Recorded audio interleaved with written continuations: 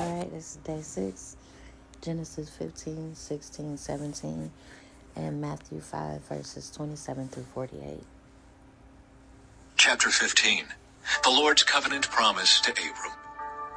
Sometime later, the Lord spoke to Abram in a vision and said to him, "Do not be afraid, Abram, for I will protect you and your reward will be great." But Abram replied, "O sovereign Lord, what good are all your blessings when I don't even have a son? Since you've given me no children, Eliezer of Damascus, a servant in my household, will inherit all my wealth. You have given me no descendants of my own, so one of my servants will be my heir." Then the Lord said to him, "No, your servant will not be your heir, for you will have a son of your own who will be your heir." Then the Lord took Abram outside and said to him, "Look up into the sky and count the stars if you can. That's how many descendants you will have." And Abram believed the Lord, and the Lord counted him as righteous because of his faith. Then the Lord told him, "I am the Lord who brought you out of Ur of the Chaldeans to give you this land as your possession." But Abram replied, "O sovereign Lord, how can I be sure that I will actually possess it?"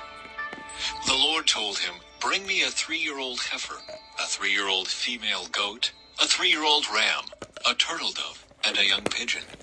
So Abram presented all these to him and killed them. Then he cut each animal down the middle and laid the halves side by side. He did not, however, cut the birds in half.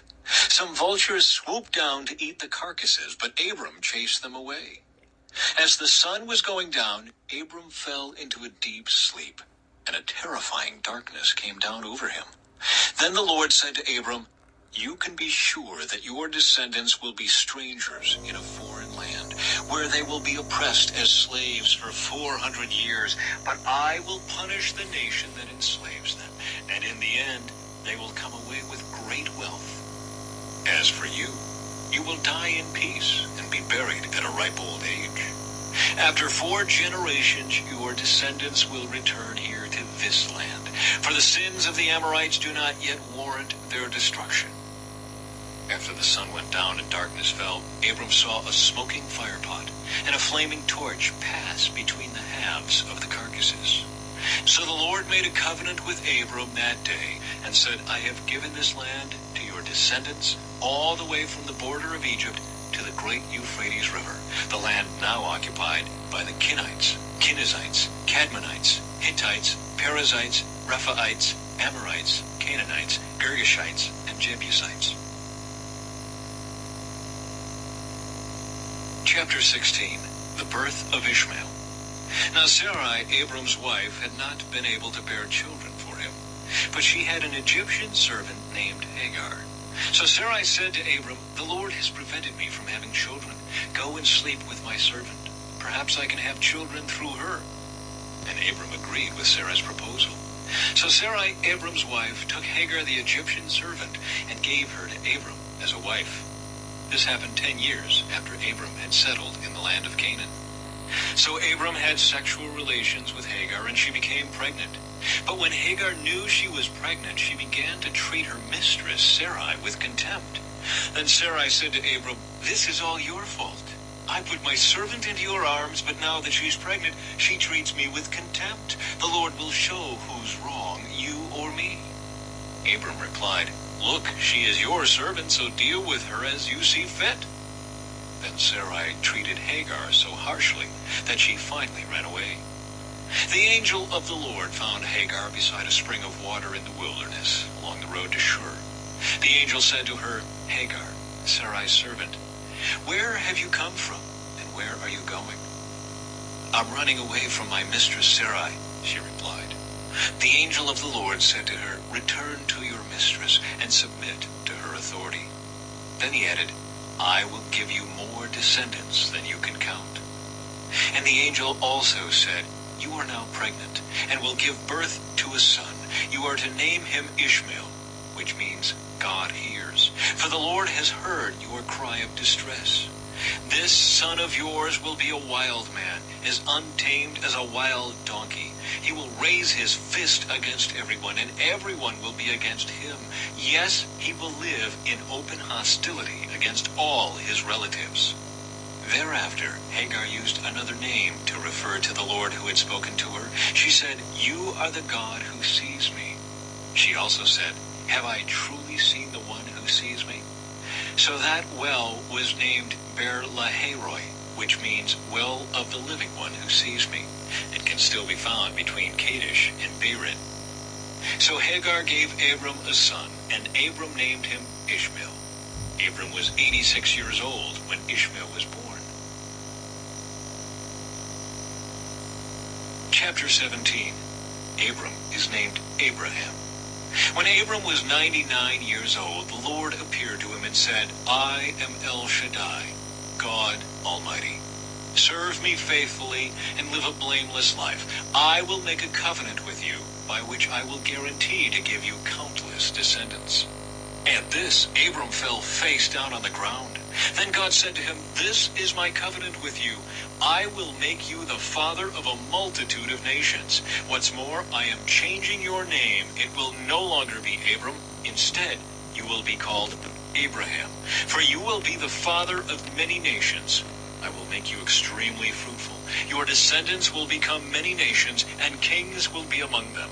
I will confirm my covenant with you and your descendants after you, from generation to generation. This is the everlasting covenant. I will always be your God, and the God of your descendants after you. And I will give the entire land of Canaan, where you now live as a foreigner, to you and your descendants. It will be their possession forever, and I will be their God." The mark of the covenant. Then God said to Abraham, "Your responsibility is to obey the terms of the covenant. You and all your descendants have this continual responsibility. This is the covenant that you and your descendants must keep. Each male among you must be circumcised. You must cut off the flesh of your foreskin as a sign of the covenant between me and you. From generation to generation, every male child must be circumcised on the 8th day after his birth.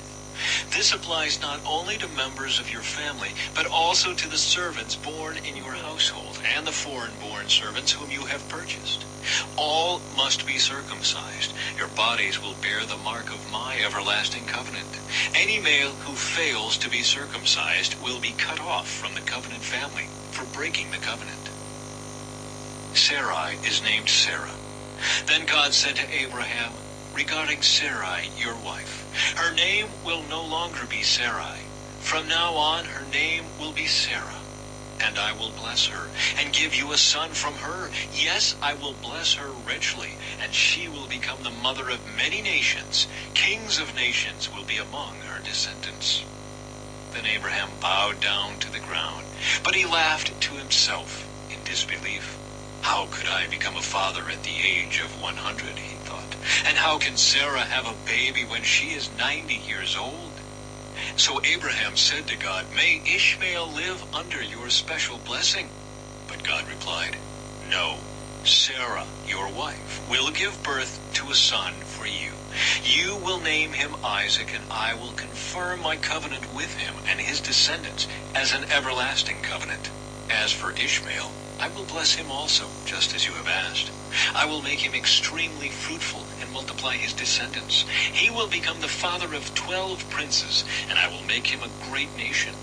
But my covenant will be confirmed with Isaac, who will be born to you and Sarah about this time next year."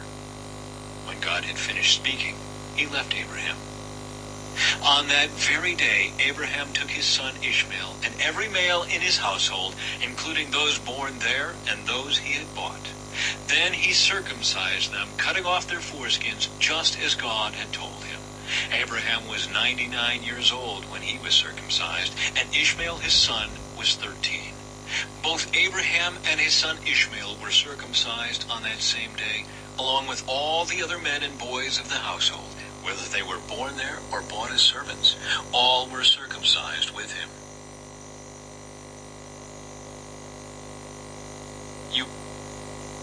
We're going to pause right there because it's not enough time. we're gonna, well, just make another video for Matthew 5, verses 27 through 48.